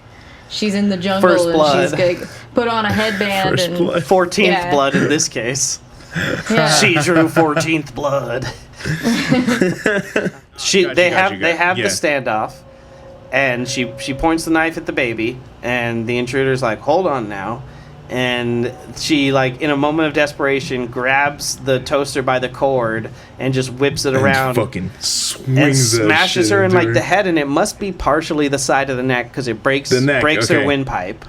Yeah. Oh, and it, you know, the knife goes clattering, and she starts to smoke her celebratory cigarette and leans down to, like, gloat over her. And as she does, Sarah pops up with an aerosol can and just absolutely lays waste to this woman's head. Now that makes more sense in my notes. I said, with a toaster, brutal, only to get toasted herself. There you go. She's looking So like stupid. a marshmallow held on the fire for too long. Yeah, exactly. With one intact side to boot. And she stumbles off, and Sarah then becomes her Rambo self and makes herself a spear. Well, she needs to deal with the fallout from the toaster. Oh, that's right. She tracheotomy. Yeah, she gives herself a tracheotomy with one of the many needles just hanging around her house. There's just a ton of needles everywhere. It's France. You move into a place to give you some and needles. It's a brutal one. Like, she really needs to dig into her neck to do it. Yeah, she goes the fuck in. Maybe that's what gave her the courage to become Rambo. She's like, well, I've done surgery on myself now. I can do anything. And then she just like duct tapes over it, which is so wild. I don't even like know the medical viability of that, but like, zero, none. Yeah, I was like, why would you duct tape it immediately? Yeah, I don't know what that's for. As DDA said, girl, that tape's not sticking to anything. Yeah, he knows. Exactly. Yeah, he knows these things about tape. Yeah, blood is famously sticky, but not good for sticking things too. Unless you idle hands it and just fucking keep rapping like 3 times. And so she makes herself her spear after doing surgery on herself, and she starts stalking around her house to find this woman, and she finds her just like huddled in a corner. She's walking around with the camera in one hand, taking pictures using the flash, and holding the spear, just checking like every corner, and she finds her just like huddled in a corner pathetically, her head and her hair singed. There's like a little smoke coming off her still. She's like so fucked up, and she reveals that she was the other driver in the car accident, and that the baby we saw at the beginning was her baby, and the I'm not gonna let anyone take him was like her probably in the like aftermath of the crash being angry when she's like afraid that she's gonna lose the baby, of like it's the other driver's fault, and if my baby is lost, like that's how she perceived it, is like Sarah took her baby from her, whether she stole it or just robbed her of the chance to raise it, you know. And the crash is so bad, it's like you can't tell whose fault it is. Yeah, I don't even think they ever really get like a wide shot of it. It just happens, you know, that a crash happens. Yeah, you just see them together, and it's sort of like a T-bone on the part of the intruder, but it's also sort of like so close to the front of each car that it's hard to tell like who's really at fault. They're driving in the rain. Well, they do show her driving, and man, she's going fast in the rain. Yeah, and like clutching her baby and like saying a bunch of unhinged things to herself. Yeah, exactly. And was she smoking then? Because she loves to smoke. I'm not sure. She smokes a lot in this movie. I wouldn't be surprised. It feels. Oh no, the femme fatale is smoking every. Yeah, that's how she gets roasted. It's because of her. Yeah, but and Sarah says, they told me there were no survivors, which I found extremely interesting. That's one of the biggest wrinkles in this movie to me. So let's get through the rest, and then we'll come back to that. Because I feel like that's one of the biggest points of, like, sort of as Evelyn said, like, what is even happening? Oh, that's the biggest point. Well, motherfucker, we're about to get into what the fuck is going on. So as I've said before, like, to me, the biggest thing that, like, defines one of these movies as being, like, so interesting or so good to me is like that it leaves something undefined, and that there's something deeper, and that there's something to like look into, like Hereditary, or like what really is the extent of all of these things, and you know, like there's always something underlined that isn't totally explained, and to me to me that's what this is. So as she's like looking at her, and she says, well, they didn't tell me there was any survivors, and there's this sort of like unspoken moment of like bond and understanding between them all of a sudden, where it's almost like if she had just let her in and they had spoken, it could have gone differently. But she was clearly not trying to have a conversation. Maybe an adoption even. She was clearly not trying to have just a nice conversation though. No. You know what I mean? But like if they could have just spoken as equals. And I just want to talk. And you get the sense too that if Sarah had known there was a survivor, that there would have been some addressing of it. Like she's just shocked by it. And so as this happens, the power comes on, and they whip around, and the third officer is standing there in front of the breaker, and the one who was shot in the head with the riot gun. Yeah, and he turns his head, and he's just got a hole in the side of his head, and his eyes are like black and like milky. It's like it's like demon mode or he looks like fucking a zombie. Exactly. And he just growls in this inhuman way and just takes his billy club and just starts beating Sarah. Beating the shit out of her. And he's right in the stomach. And he's gonna murder her.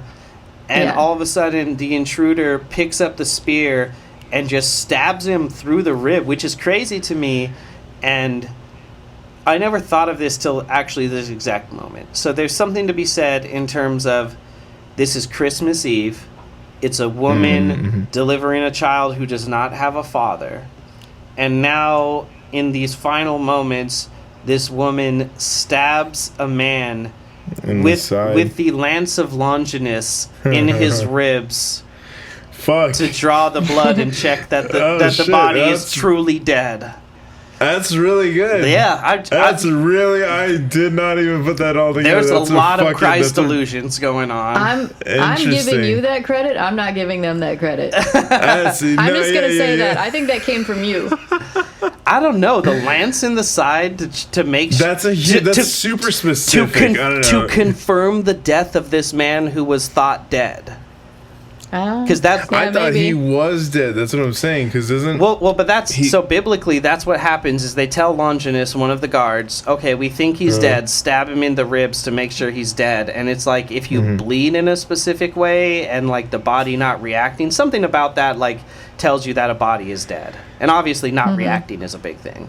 But that's the whole thing. Is Longinus stabs Christ in the ribs to make sure he's dead. And I think instead of blood, water comes out or whatever. But just that this man is supposed to be dead, rises up, and then gets stabbed in the ribs with a spear to end him once and for all. That's fucking interesting. And I like it. And all of a sudden, Sarah, and I've never read it this way before now. And I think it's because before I just liked the spectacle so much and I wasn't trying to like really think about what it could all mean and everything. But suddenly, Sarah and the intruder are allies. And Sarah runs onto the stairs and is like, I'm going to lose the baby. It's stuck. We need to get it out of me. And all of a sudden, the woman does what she came there to do and gives her a C-section with the scissors. And it is so brutal. And it's much briefer than I remembered it, but it is still hard to see. It stretches in your memory. Yeah, totally, because it's so rough. And so much blood, and there's like mucus and like all of the other things involved in birth like mixed into the blood running down the stairs, and we see the aftermath and all of her organs, which, you know, a C-section is, for people who don't really know, it is a lot. It is a lot. Yeah, they cut through all the layers to get in there. They put all your guts basically on a table next to you, you know, and then they rearrange everything. So in this case, she's not expected to come through. This woman just cut her open and left her there. Yeah, she just went for it, bro. And she goes and sits on a rocking chair and begins rocking the baby. Looking like a burnt marshmallow. Yeah. Burnt marshmallow mode. And I just get the sense that like she's not long for this world either. Yeah. You know, she's not going to survive very much longer. There's going to be more police coming. Like you don't. She's not going to get to keep this baby. Yeah, and it's just. But for a second. And you get the sense that she knows that, and she's like, you know what? Just holding this baby for what's left of my life is good enough for me. And it's like in a twisted way, Sarah kind of got what she wanted. She got to sacrifice herself for this baby. Absolutely. And in another weird fucking way, the movie's about family. Again, to me, it's about a mother's love and a mother's hatred, and how strong both of those things can be. And when Sarah says they said there were no survivors, it causes me to wonder: did this woman die momentarily? Did she die altogether, and her hatred brought her back? What is the implication there? Or did she leave the scene or some shit? Yeah. I guess that would be, they would have to give Sarah updates about that. Yeah, they'd be like, there was But- nobody else, there was no one in the other car. That'd be totally different than there were no survivors. But it's like, Yeah. it's just this... But they explicitly said there were no survivors, so that makes it strange. Because it is just like Sarah represents the love of the mother, you know, and she represents the hatred and the, you know, hell hath no fury as a woman scorned. Well, imagine a mother scorned, you know? And it's just like, is she, you know, is there some supernatural element? But the like confusion, the shared confusion between the two of them sort of says that even if that is happening, the woman's not aware of that. But it is just this like, why would they tell her there were no there's no reason for insurance purposes alone. Insurance. You know what I mean? So it's... Do they have insurance in France? I'm not sure. I don't know How they do things there. It's a dangerous place from everything I see. It's a dangerous place. You just go for coffee and cigarettes with the other person and agree to never speak of it again. Yeah. I just feel like I don't know. There's that, and then there's the policeman who revives, and it's sort of like everything I read on the internet, the best guess anyone gives is just, oh, he's disoriented and blinded and thinks Sarah is the woman. And I'm just like, I'm like, it's got to be more than that. Like, my initial guess was part of his frontal lobe is destroyed, and whatever has happened to the rest of his brain has just... He's just on automatic cop mode. Yeah, it's just turned him into just... beat the nearest person to death. Just like a beast. But he, like, it's almost like he's, like, possessed. It's almost like... Yeah. It's like, if you're that fucked up, I don't think rage would be your main... baseline, like, emotion. thing. Yeah, you'd be like... I don't know, trying to call for help or something. Well, traumatic brain injuries do that kind of stuff where, like, there are people who are reported of, like, you know, like, they'll take really bad head trauma, and then it's like, they're just mad for the rest of their life. Their entire personality flips. Second time we're bringing it up in the podcast, or maybe it's the first time if we're recording things out of order. Phineas Gage, who worked on the railroad, and some dynamite went off, and a rather large pole went through the bottom of his head and out the top of his head. That's right. And afterwards, he was an asshole. Yeah. That's right. His personality changed. Yep. Yeah. So he was, and this guy has a huge hole in the side of his head. Yeah. So it's like... And he can't see. So, but it's like, so that could be part of it, because when I thought she was the nurse, my thought was, like, is it just that she has medical knowledge, and is that why every hit that she inflicts on everyone is, like, an immediate, like, disabling or kill shot? Like, she gets him through the back of the knee. You're not going anywhere after that happens. You know, and then she gets him in the groin, which, like, you don't got to be a specialist to know that, but, like, you know, she just she knows what will be the most disabling. Yeah, so it's like, did she, like, just try to destroy that dude's brain, but ended up doing this on accident? But the other sort of read that I kind of stumbled upon here is, like, if she is some sort of wraith, this sort of, like, motherhood demon that's decided to bring her back to inflict pain on this woman who doesn't deserve the baby because she doesn't want it, like, even in this situation, when they've decided to be friends all of a sudden, like, does this, you know, if it is taken supernaturally, does this force go, all right, I'm gonna jump into his body and just fuck both you up then? You know, it's, I don't know. It's just so weirdly loose. It's very strange. That one line just turns everything on its head. Yeah. I mean, essentially, you thought it was a plot hole initially. Which I tended to agree with. But I don't know why that's in there, but they interrupted so they didn't have to. Like, actually, like, build on that. Like, they didn't have to elaborate on it. She could have, like, just as easily been like, I guess we're not so different after all, and then collapsed and been like, oh my god, everything's wrong. I guess she didn't really need to get hit a couple more times for it to be like, obviously we're not getting out of here. You're clearly not helping me. There are lines in movies that don't belong in movies, such as in the movie High Life, someone referring to Mia Goth as Big Booty. We call her Big Booty because she has a big booty. You've all seen Mia Goth. She's a bony bitch. That's so hilarious. Someone wrote the script and then forgot to take that out because it just does not make any sense. Everyone's sitting there watching her record the line, the scene. They're just like, "Oh, this is fine." Yeah, they're like, "Oh, okay." I don't get paid enough to give a shit. Claire Denis. Exactly. Yeah. But I think that was a pretty fucking solid takedown on this one, man. yeah, Yeah. it's I think whether there's supernatural things at play, the main thing is just the love and hatred of a mother and the lengths that you will go to for either of those things.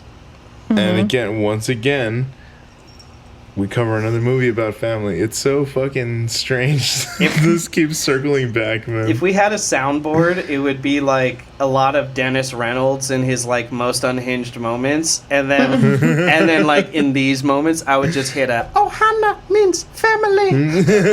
Exactly. Oh man, I mean, should we rate this? Yeah. I think I would give it like a 5. Yeah, I think looking at it now, and even back in the day, I was always kind of like, I think it's a little more about the spectacle than the substance. And as Evelyn said, like, maybe I'm just pulling the Christ illusion out of my ass.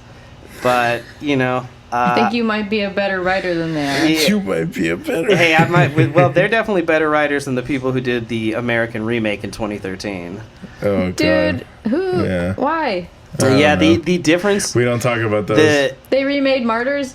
Just like scoop up all the new wave French horror and just remake it. Yeah, I didn't even know that this was specifically the one that they were remaking, but I have no desire to watch it. Basically it's the same movie, but then about 2/3 of the way through, when the cops come, she escapes out of her house and then like goes across the street and goes into another house, but it's the woman's house and it's just filled with like pictures of her and like all this evidence that she's been stalking her. All right. And then they fight through the house to the backyard, and there's like a covered pool, and they fight to death in the pool. And then as they're fighting, she like realizes the whole connection between them, and the pool cover is like drowning Sarah like moments after they realize, we're not so different, you and I. And then the woman sacrifices herself to get Sarah, or her analog character, from under the pool cover, and then she gives water birth in the pool as the police arrive and the woman drowns. Wow, they really went for it. They really ruined it.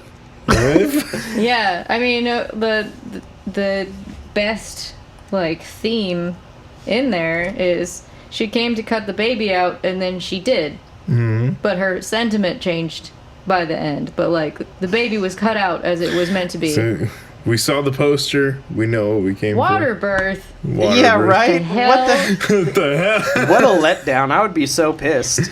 The audacity.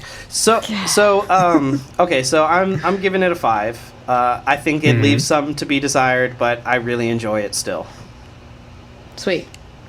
I think I would probably put this. It's 4.5, definitely edging more towards 5 after we've talked about it. But the initial watch that I had of this, it was like the spectacle was what had me. Like I said, the violence is just what gets you initially. It's you're drawn in. Those fucking scissors are disturbing as fuck. So I was like, that's what I remembered of it. Then like when we went out and did like when we were doing notes for the movie, I was like, this is a lot better than I remembered.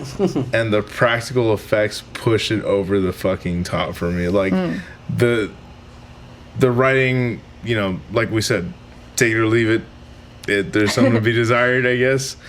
But it's very solid. I felt like it was a very solid movie that has not a lot to say, but it has enough to say. So on one of my favorite film podcasts, Total Reboot, huge shout out to them. I love those dudes. They're hilarious. They will refer to, sort of as the opposite of an auteur director, they will refer to a workhorse director. And I feel like these guys could be really good workhorse directors. Like, they're competent. They didn't, like, nothing about the direction is, like, bad. It's not fantastic, but it's not bad. It's not the thing holding the movie back. You know what I mean? Yeah, but exactly. Certainly the practical effects team went on to get a ton of work after this. Yeah, absolutely. Yeah. I'd imagine so. Yeah. Well, and now we come to... I was kind of, like, the further I get into this movie, the more annoyed I got, I guess, at the writing and the logic there. So I would have to give it a 3, I think. Okay. The effects are great. Score. But the story and the characters just did not do it for me. Like, I understand under duress people make decisions that don't make sense, but I think even then some of the decisions just in no realm made sense. Yeah. And the plot hole is such a weird big one. Big, but it's off to the side, but like it's, I don't know. It's enough to make you... Question mark? Yeah. Yeah, and like unfairly I've seen newer movies that tackle these things better because they're newer and, Yeah, they've had more time we're to evolving marinate. as a species. But, I don't know. It just didn't coalesce for me. That's what that's fair, and that's what I wanted. That's really what I wanted to know, because Amanda also, she hated it. She hated every decision. She hated every decision Sarah made. She felt, especially when she killed her mom, she was like, "Why would you ever do that?" She could hear her mom outside the door, which is why I was like, I thought that was a fair mistake, but like in terms of, rooting for her was very difficult, and the points at which she mustered the energy to defend herself in ways that didn't really make sense. And then just the antagonist is so over the top and spectacular, and I don't know why she's dressed that way and why she's decided to, like, you get in a bad car crash with someone and this is how you decide to take out your anger. It doesn't really it is very specific for sure. Or in the Suicide Club because life is a JRPG.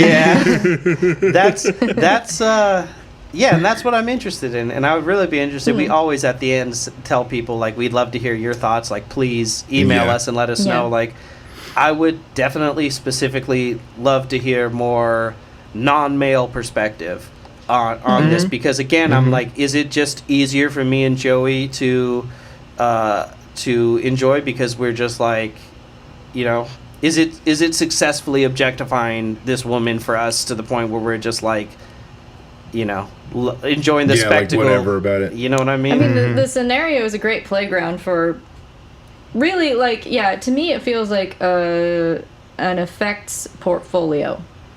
Yeah. Like the gore is there's so much of it and so well done, and pregnancy and home invasion is a very interesting, framework for that. Yeah. But logic got lost, I think. Yeah, totally. You know what? This just occurred to me. So as a guy, we don't know a lot about many things regarding women's health because our education sucks. They don't prioritize it. They split us up for sex education because God forbid everyone be on the same page.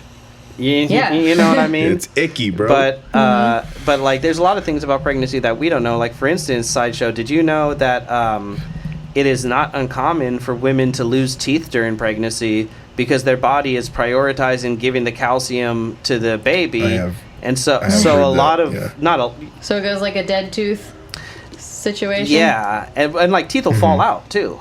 Like, just straight fall out of your head. I've heard that. I'm gonna be honest, I didn't know that. It's wild. I never heard that. I think shit. mostly women who have had children know. Like, I brought that up to like my sister and some of my brother's partners, and they were all like, "Oh yeah, like that happens." Like, just telling me different things that were rough about pregnancy, and it's like, you don't realize the toll pregnancy has on the body, and that it goes beyond being tired and feeling shitty and throwing up and having cravings, like all the like sitcom things. Like sitcoms don't go like, wow, your hair and your teeth are falling out. You probably feel like shit on top of like physically feeling terrible because a body is growing inside of you, and that takes a lot of effort, you know? Yeah, to the point where you're like, am I dying? Yeah, so it's like, I feel like there's sort of a layer of that, which again could just be me grasping for straws, but I don't know, I find it interesting. Like, pregnancy has a big toll on the body. Yeah. You know? No, I mean, the film makes for interesting discussion either way. Yeah. You know what I mean? So before we close out, I wanted to do a little bit of Beatrice Dalle talk, because she is so fascinating as a human. Evelyn mentioned some things, and then I looked up some things, and now there's even more things to say about her. So why don't you start? Me? Yeah, with what you told me earlier about her romantic life. Oh, she was so in 2005. So she'd been arrested many times for like shoplifting and things like that. Drug possession and assault. Assault. I wonder. This movie's just a documentary. They just followed her for 24 hours. So she didn't do a lot of acting. In 2005, she was making a film about prison life, and she met this guy in there. I don't know how to say his name. Yeah, it's not. It is a very European name. There's like a accent above an E. It's a lot for us. Mezziani. Yeah. The last name is Mezziani. That's the one. He was serving a 12-year... We can say that one. 12 years for assaulting and raping his ex-girlfriend. Jesus. And Dalle married him after 24 one-hour visits. And she spoke on behalf of a hearing for his early release. Yeah, she went to bat for him. Fuck. Yeah, and then what are you doing? Once they were married, she said marriage was a disaster. It didn't go well. Who would have thought? But they divorced in 2014. Yeah. Who'd thunk it? And then this I thought was interesting. She was you just read it. She was interviewed in 2016 for a French TV program. And she stated that when she used to work in a morgue with her friends, they would sell body parts of the corpses, and while on acid, she once ate a dead man's ear. What in the mother? So we'll be doing more movies featuring her in the future, because she is a superstar, if you ask me. I think she might be a witch. I think so. I wouldn't be surprised crazy. if she like literally religiously is Wiccan, you know? Dude. That's fucking wild. Eating an ear on acid. She's a spooky bitch. Dude, 100%. That fucked me up. The template, the original goth girlfriend. God damn, that's hilarious considering Trouble Every Day. Oh my god. Yeah, totally. Oh my god, that movie. Yeah. Anyway, we got to do that. We're probably gonna end up doing that very soon. Okay, so now it's time to close it off. We've come to an end. So my question for this week is, did your mother want you? No, I'm just kidding. Do you want kids? I'm good question. with my cat. I will openly say I'm too selfish to have children. I don't want to have to deal with a lot of the stuff that come along. I have many nieces and one nephew, and I really enjoy spending time with them, but I also enjoy being able to walk away. Yeah. That's fair. Being able to go do whatever at any time. Yeah. Well, I have been married for 8 years, and I know there's definitely probably some biological clock stuff, which is chemistry and not the actual mind. So there have been times where I've been like, oh, well, maybe we should have kids at some point. She's just in Target. Look at the fat little arms. But yeah, I don't think that I would be a very good mother because I'm such a late bloomer myself. I'm like, I'll spend the rest of my life trying to get my shit together. And I'm selfish also. I want to have all these experiences, and it takes up so much time raising someone. and you have to be really dedicated. I think the main draw to have kids is my husband would make such a good father. He would knock it out of the park. I really want to see Pod him Daddy doing that, and that would be it would be so amazing to see. You just have him sign some paperwork. You will do all the lifting. Yeah, he would be a great dad for sure, but he's also not.